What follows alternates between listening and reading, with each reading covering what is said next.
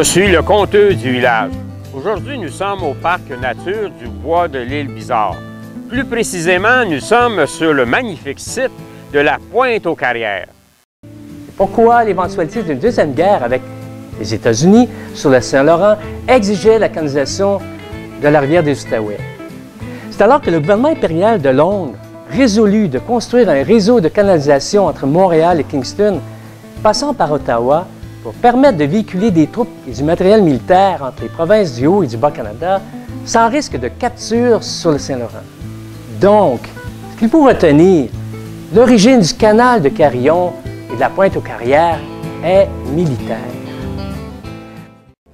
Pour sa part, Mme Eliane Labastrou va nous en dire un brin pour expliquer comment on s'est rendu là.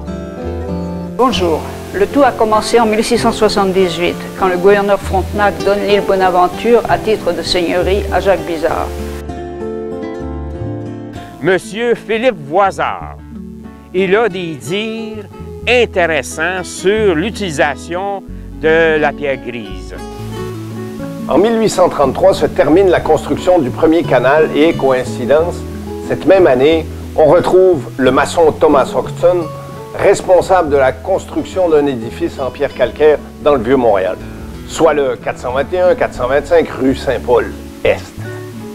Serait-il possible que la pierre d'ici ait servi à la construction de plusieurs autres immeubles dans le Vieux-Montréal vers 1833?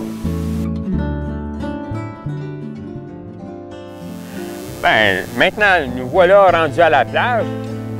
Qu'est-ce que ça avait l'air dans le temps? Est-ce que c'était un peu différent de ce qu'on voit actuellement? Disons que c'était énormément différent là, parce qu'il y avait beaucoup moins de végétation. La plage, bien, elle s'étendait vraiment d'une pointe à l'autre. Tout le contour au complet, c'était vraiment du sable. Puis ça rentrait aussi plus dans les terres, comme on dit. Là.